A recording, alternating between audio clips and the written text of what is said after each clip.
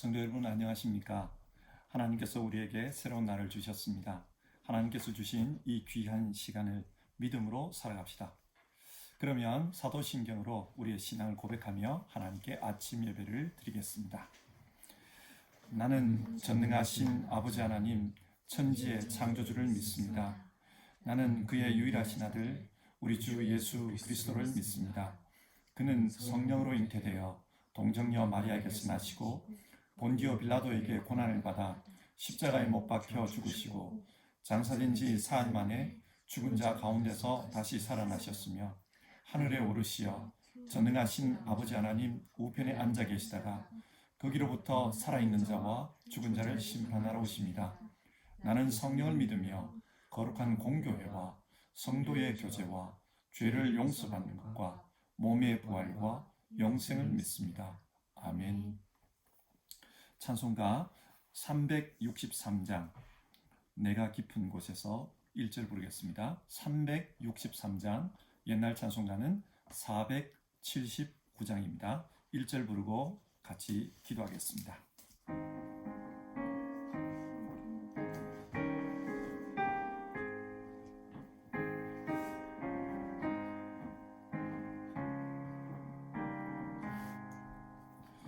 내가 깊은 곳에서 주를 불러아뢰니 주여 나의 간구를 들어주심 바라고 보좌 앞에 나가니 은혜 내려주소서.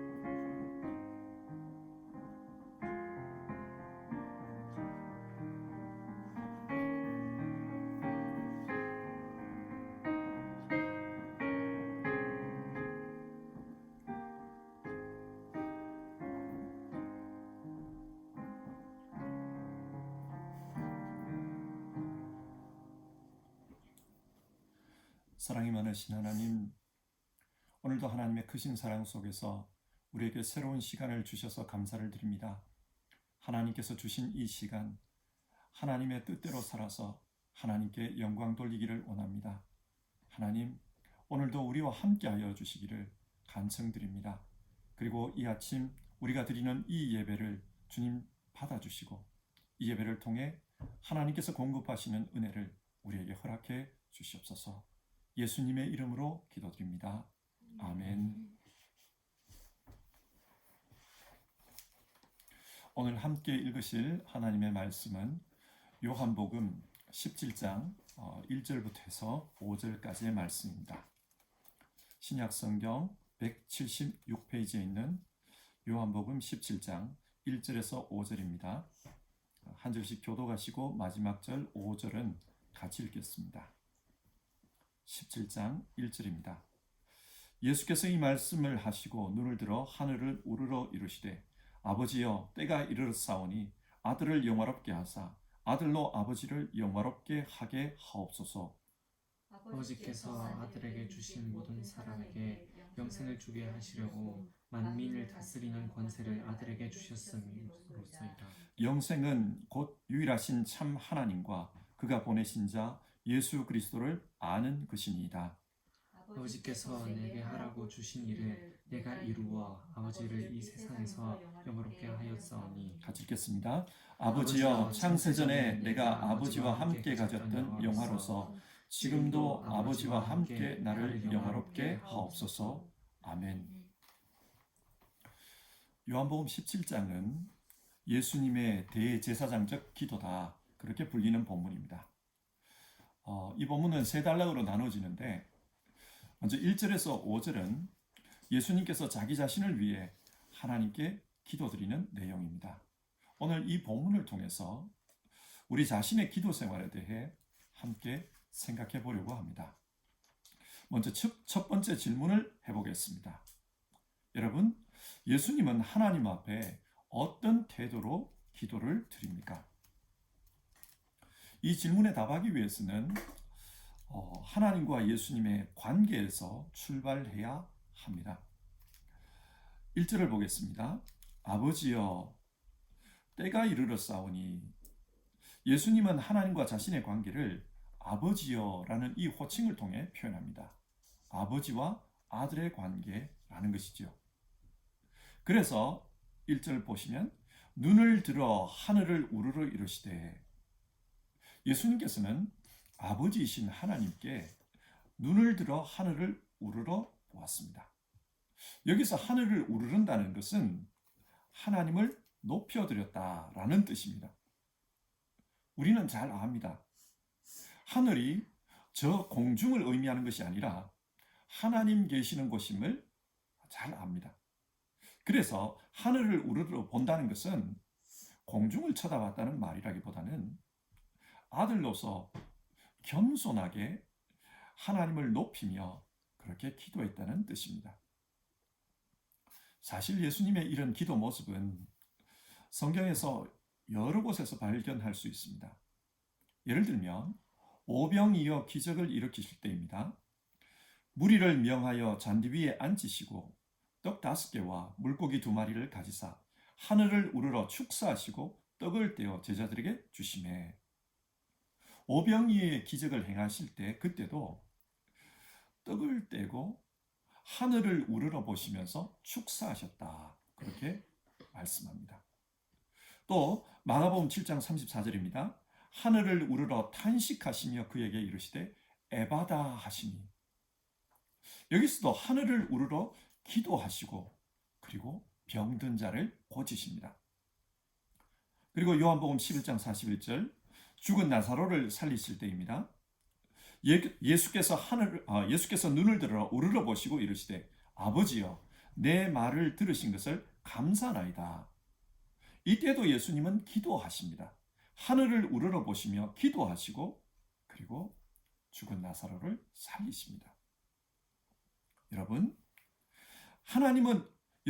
예수님은 왜 하늘을 우러러 보시면서 그렇게 기도했습니까? 그것은 예수님 자신의 뜻이 아니라 하나님의 뜻이 이루어지기를 원하신다, 그런 의미입니다. 만약 이 이적들이 하나님의 뜻이 아니었다면 예수님은 이 이적을 행하지 않았을 것입니다. 그래서 기도할 때마다 하늘을 우러러보며 기도합니다. 아버지, 내 뜻대로 마시고 아버지의 뜻대로 이루어지기를 원하나이다. 그런 의미로 하늘을 우러러보셨습니다. 자, 여러분, 이런 예수님을 보면서 우리 한번 생각해 봅시다. 우리는 어떤 모습으로 기도하고 있습니까? 우리 성도님들도 하나님 앞에 겸손하게 그렇게 기도하실 줄 믿습니다. 그러나 간혹 보면 급한 문제가 있거나 절박한 문제가 있을 때 철없는 아이가 부모를 협박하듯이 그렇게 기도할 때도 있습니다. 그 급한 문제 속에서 하나님의 어떤 뜻이 숨어 있는 것은 아닌가? 하나님께서 왜 이런 일이 일어나게 하셨는가? 그것을 생각하기보다는 하나님을 협박하듯이, 자녀가 부모를 협박하듯이 그렇게 기도하는 경우도 있습니다. 오늘 우리가 예수님의 기도로부터 배워야 할 것은 겸손하게 기도하시는 모습입니다. 말로는 하나님의 자녀라고 하면서 하나님을 아버지로 존중하지도 않고 무례하게 기도하는 것은 옳지 않습니다. 하나님이 진짜 우리의 아버지시라고 믿는다면 그 하나님 앞에 겸손하게 그리고 하나님의 뜻을 존중하면서 기도하는 것이 옳습니다. 근데 여러분, 겸손이 무엇입니까? 어떤 책을 보니까 이런 말이 나와요. 영어로 겸손은 humility입니다. 이 말의 어원은 라틴어 humus입니다. 그리고 이 humus라는 단어는 흙이라는 뜻입니다. 그러니까 겸손하다는 것은 내가 원래 흙이라는 것을 인정하는 것입니다. 나는 보잘것없는 존재, 유한한 존재, 그런 존재라는 것을 인정하는 것, 그것이 겸손한 것입니다. 그런데 하나님께서는 그런 흙으로 만들어진 우리를 하나님의 자녀로 삼아주셨습니다.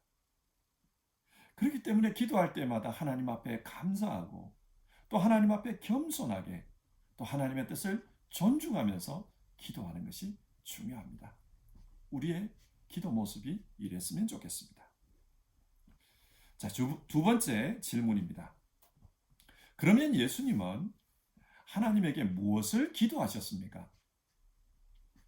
1절을 보시면 아버지여 때가 이르렀사오니 아들을 영화롭게 하사 아들로 아버지를 영화롭게 하게 하옵소서 그렇게 기도합니다. 여기서 때가 이르렀다는 말은 예수님의 죽음이 가까이 왔다는 뜻입니다. 이 죽음 앞에서 마지막 소원처럼 예수님께서 기도하는 기도 제목은 하나님의 영광입니다. 아버지를 영화롭게 하게 하옵소서. 예수님은 하나님의 영광을 간구했습니다. 그러면 왜 예수님은 죽음을 앞두고 하나님의 영광을 기도하고 있을까요?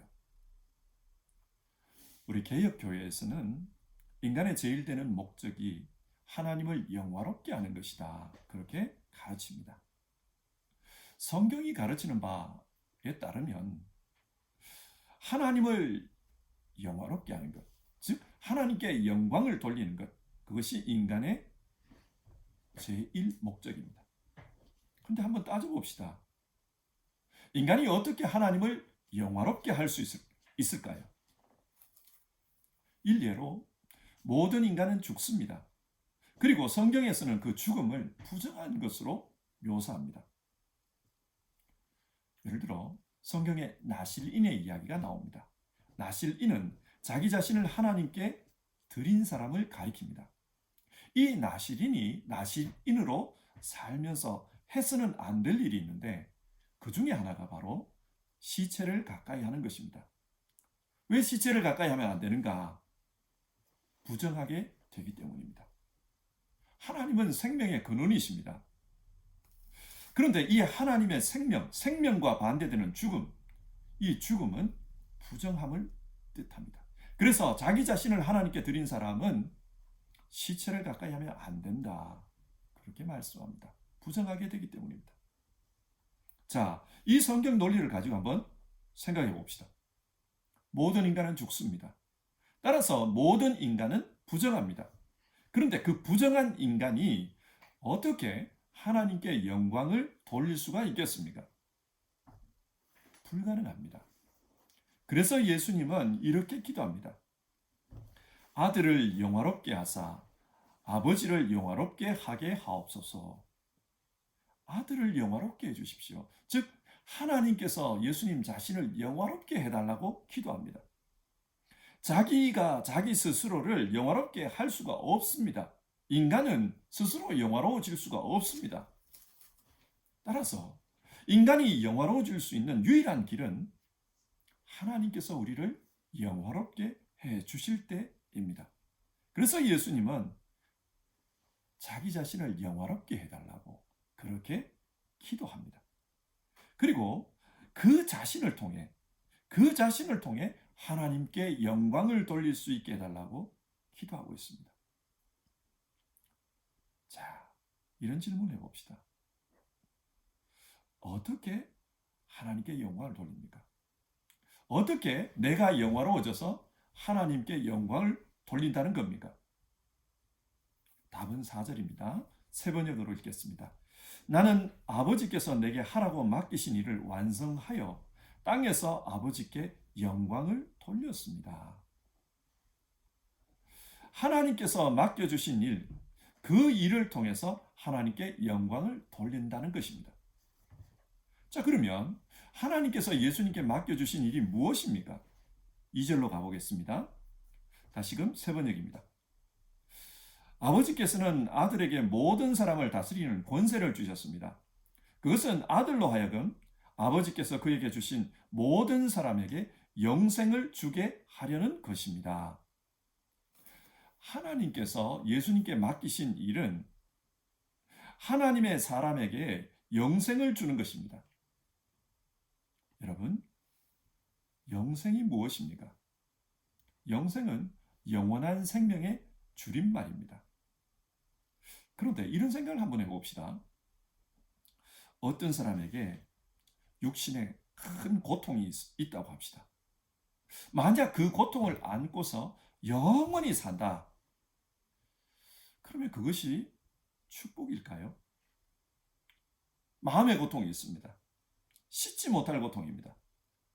근데 그 고통을 마음에 품고서 영원히 산다. 죽지 않고 산다. 그것이 복일까요? 아닙니다.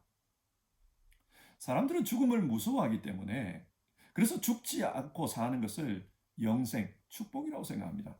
하지만 영원히 사는 것 자체가 축복은 아닙니다. 진짜 축복은 복되게 영원히 사는 것입니다.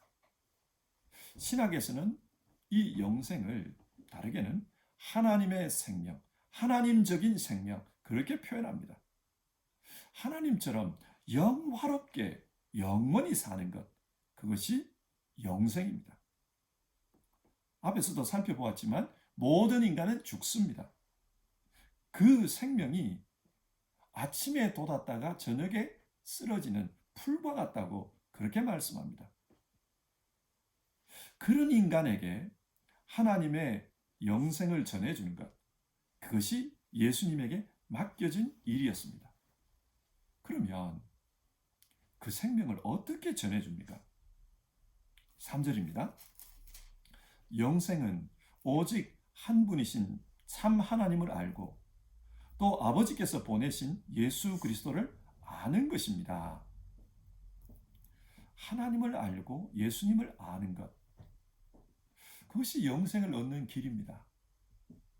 잘 아시는 대로 여기서 알다라는 단어는 지식으로 아는 것을 의미하지 않습니다. 여기서 아는 것은 관계로서 아는 것, 깊은 관계, 깊은 사귐을 통해서 아는 것을 의미합니다. 이것을 다른 복음서에서는 믿음이라고 표현합니다. 예수님은 이 믿음이 어떤 것인가를 가르쳐 주기 위해서 여러 예를 들었습니다. 21절을 보시면은 아버지께서 내 안에 계시고 내가 아버지 안에 있는 것과 같이, 이런 표현을 통해서 이것이 믿음이다. 이런 관계로 사는 것이 영생으로 사는 것이다. 그렇게 말씀해 줍니다. 그리고 이것을 좀 더 구체적으로는 포도나무와 가지의 비유로 설명해 주셨습니다. 우리가 나무를 본다고 한번 가정해 봅시다. 여러분, 그 나무의 어디에서 어디까지가 나무고 어디부터가 가지일까요? 딱 잘라서 말하기는 어렵습니다. 그러나 우리는 압니다. 여기서부터는 가지다. 그처럼 예수님과 우리의 관계는 보면은 따로인 것 같지만은, 그러나 하나님 안에서는 하나라는 것입니다. 연결되어 있습니다. 이렇게 우리가 믿음을 통해 하나님과 예수님과 분투의 관계로 살아가는 것, 이 관계로 살아갈 때 우리에게 영생이 전달됩니다. 마치 나무의 생명이 가지에게 전달되는 것처럼 그렇게 하나님의 생명이 우리에게 전달됩니다. 자, 여기서 한번 생각해 봅시다. 우리는 무엇을 위해 기도합니까? 예수님은 하나님의 영광을 위해 기도했습니다. 그리고 그 영광은 하나님께서 맡기신 일을 통해서 나타난다고 했습니다. 그리고 그 일은 하나님께서 맡기신 모든 사람에게 영생을 얻도록 하는 것이었습니다. 그 영생을 어떻게 얻는가? 우리 주님께서 하나님과 우리 사이를 분투로 만들기 위해서 십자가를 지시고 죽음으로, 그러므로 우리에게 주어집니다. 십자가의 죽음으로 하나님과 우리가 분투되게 하는 것, 이것이 예수님께서 하신 일입니다. 예수님은 지금 이 일을 위해서 기도합니다. 하나님, 이 일을 통해서 하나님께 영광을 돌리게 해주십시오. 십자가의 죽음을 통해 하나님과 본트를 이뤄서 영광을 돌리게 해주십시오. 사람마다 하나님께서 맡기신 일이 다 다릅니다. 어떤 사람은 정치인으로 이 세상을 질서 있게 다스리는 것이 하나님께 부여받은 일입니다. 또 어떤 사람은 농부로서 농사를 지어서 이 세상에 많은 사람들이 먹고 살 수 있도록 돕는 것, 그것이 하나님께로부터 부여받은 일입니다. 이처럼 한 사람 한 사람 하나님께서 부여해 주신 일들은 다 다릅니다. 그러나 그 일을 통해서 우리가 궁극적으로 추구해야 할 것은 이 일이 영생의 길과 연결되도록 하는 것입니다. 육신만 먹고 살다 끝나는 것이 아니라 먹고 사는 그 일을 통해서도 하나님과 본트가 되도록 하는 것, 그 일을 우리가 이루어야 됩니다. 그것을 위해서 기도해야 합니다. 여러분, 우리가 하는 일이 하나님과 본트가 되는 일입니까? 지금 내가 하고 있는 일이 하나님과 본트가 되도록 그렇게 돕는 일입니까? 그리고 정말 하나님 내 일이 하나님 뜻을 이루는 그런 일이 되게 해주십시오. 기도하고 있습니까? 5만 원짜리는 아무리 구겨지고 더러워도 그 가치는 5만 원입니다. 1,000원짜리는 아무리 빳빳하고 새 돈이어도 그 가치는 결국 1,000원입니다. 무슨 말입니까? 가치는 눈에 보이는 모습, 구겨졌다, 빳빳하다, 그것으로 결정되는 것이 아니라 가치를 부여하신 분, 그분에 의해서 결정이 됩니다. 하나님께서 우리에게 어떤 일을 맡기셨는가? 어떤 사람은 극복이 좋은 일일 거예요. 어떤 사람은 극복이 나쁜 일일 수 있습니다. 그러나 그게 중요한 게 아닙니다. 하나님께서 맡기신 가치, 이것이 하나님과 본트가 되어서 사람을 살리는 일이냐, 그게 중요합니다. 하나님께서 매기신 그 가치, 그 가치를 내 일을 통해서 부여하는 것, 그것이 하나님께서 우리에게 맡긴 일입니다. 종교개혁자들은 이것을 지금 소명설이라는 그 이론으로 설명을 했습니다. 무슨 일을 하든지 그 일이 하나님과 연관되도록 하라. 무슨 일을 하든지 그 일을 통해 하나님의 구원이 이루어지는데 도움이 되도록 하라. 그것이 하나님께서 우리에게 맡긴 일입니다. 여러분, 우리는 그것을 위해서 기도하고 있습니까? 부모로서 내게 맡긴 자녀들을 하나님과 본트가 되는 사람이 되도록 그렇게 양육할 수 있도록 돕고 기도하고 있습니까? 내게 맡긴 가정을 하나님이 통치하는 그런 나라가 되도록 그렇게 돕고 기도하고 있습니까? 내가 회사에서 하는 일과 내가 세상에서 하는 일과 또 내가 신앙 안에서 하는 일들이 정말 하나님의 뜻이 되도록 그렇게 돕고 기도하는 그런 삶을 우리는 살고 있습니까? 내가 그 일을 위해서 그 일을 잘 감당하기 위해서 노력하고 또 그 일을 위해서 헌신하고 희생하고 기도하는 것, 그것이 중요합니다. 오늘 본문은 우리에게 질문합니다. 너는 그렇게 기도하고 있느냐? 우리에게 질문합니다. 세 번째 질문입니다. 예수님은 이 하나님의 영광을 언제 구하고 있습니까? 5절입니다. 아버지여, 창세전에 내가 아버지와 함께 가졌던 영화로서 지금도 아버지와 함께 나를 영화롭게 하옵소서.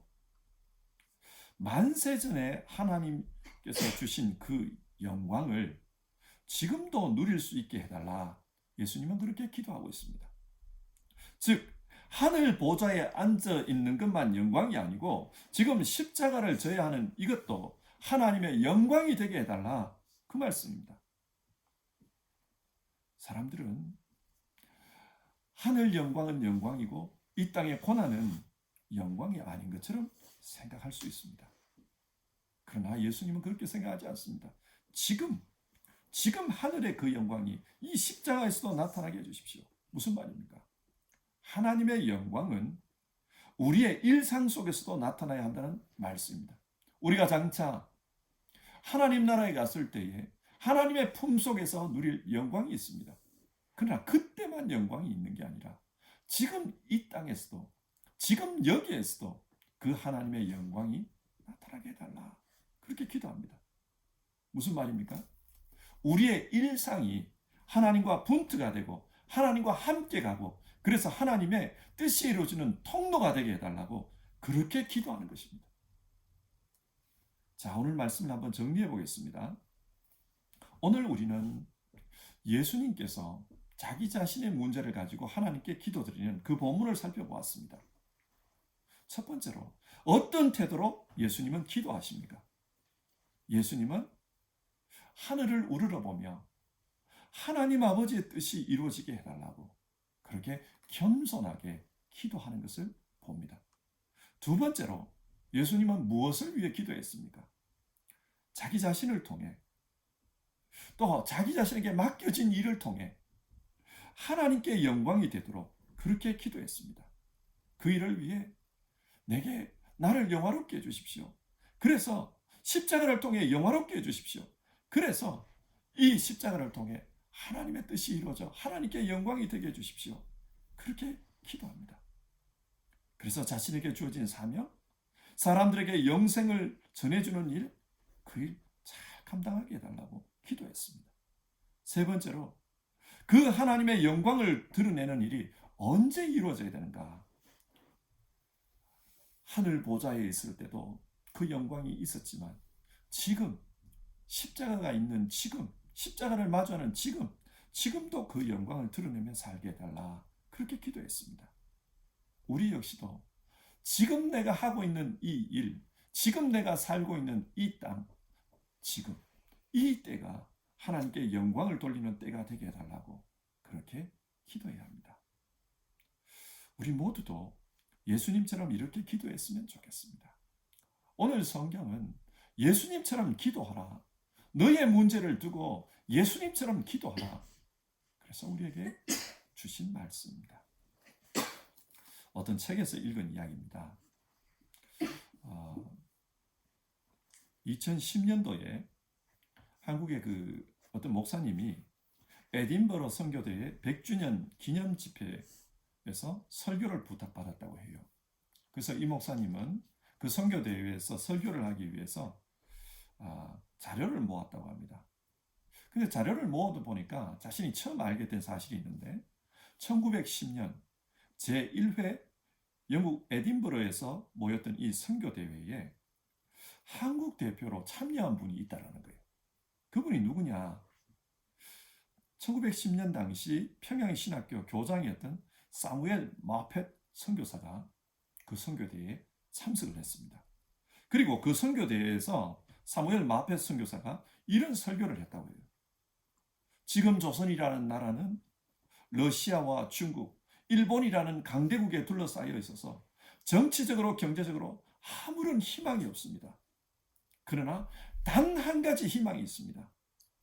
그 희망은 이 나라가 언젠가는 영적 강대국이 될 것이라는 사실입니다. 사무엘 마펫 선교사가 그런 내용으로 설교를 했다 그래요. 여러분, 마펫 선교사가 무엇을 근거로 이런 확신을 가지고 설교를 했을까요? 그 당시에 한국 백성들은 열강들의 침탈로 말미암아서 굉장히 가난했습니다. 그리고 무능한 조정과 부패한 관리 때문에 엄청나게 고생하며 살고 있었습니다. 뿐만 아니라 대다수의 백성들은 교육을 받지 못해서 혹세무민당하고 있었고 미신에 사로잡혀 그렇게 살고 있었습니다. 세상적인 눈으로 보면은 아무런 희망도 없는 그런 사회였습니다. 그런데 이 마펫 선교사는 소망을 가졌어요. 왜 소망을 가졌을까? 그 이유는 그 당시 몇 안 되는 기독교인이었지만 열심히 기도하고 복음으로 살려고 하는 몸부림치는 사람들을 보았기 때문입니다. 얼마 되지 않는 숫자였지만 정말 하나님 앞에 열정을 다해서 기도하는 그런 사람들이 있었습니다. 당시 기독교인들의 70%가 신분이 노비였어요. 사회적으로 약자들이었습니다. 하지만 복음을 믿고 하나님 앞에 소원을 가지고 기도하고 있었습니다. 그것을 보면서 사무엘 마페 선교사는 확신했습니다. 언젠가는 이 나라가 영적 강대국이 될 것이다. 1910년으로부터 110년이 지난 2020년, 지금 한국은 어떻습니까? 정말 세계 기독교 국가 중에 큰 영향력을 끼치는 그런 나라가 되었습니다. 영적 강대국이에요. 무슨 뜻입니까? 무슨 말입니까? 하나님을 붙잡고 기도하는 백성은 하나님께서 붙잡아 주신다는 사실입니다. 내가 하나님을 붙잡으면 하나님께서도 나를 붙잡아 주십니다. 그리고 하나님 앞에 겸손하게 하나님이여 하나님의 뜻이 이 땅에 이루어지게 해주십시오. 그렇게 기도하면 하나님께서 그 뜻을 이루어 주십니다. 하나님 아버지의 영광이 드러나게 해주십시오. 그러면 우리를 통해 하나님의 영광이 일어나도록, 영광이 나타나도록 그렇게 해주십니다. 그래서 하나님의 영광이 나타나도록 우리를 영화롭게 사용해 주신다. 사랑하는 성도 여러분, 우리가 그것을 믿으며 기도했으면 좋겠습니다. 세상이 발달하고 또 많이 발전하면서 사람들이 지식은 많아졌는데, 그러나 반비례하게 기도하는 모습은 사라지고 있습니다. 하나님 앞에 기도합시다. 기도하면 하나님께서 우리를 붙잡아 주십니다. 그리고 우리를 영화롭게 해주십니다.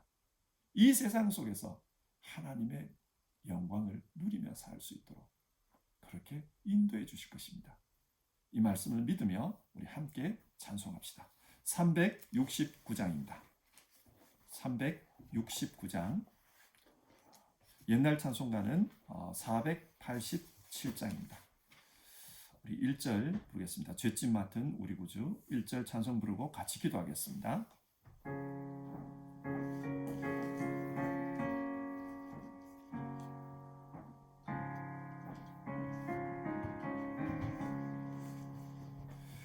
죄짐 맡은 우리 구주 어찌 좋은 친군지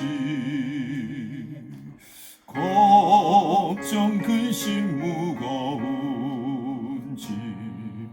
우리 주께 맡기세.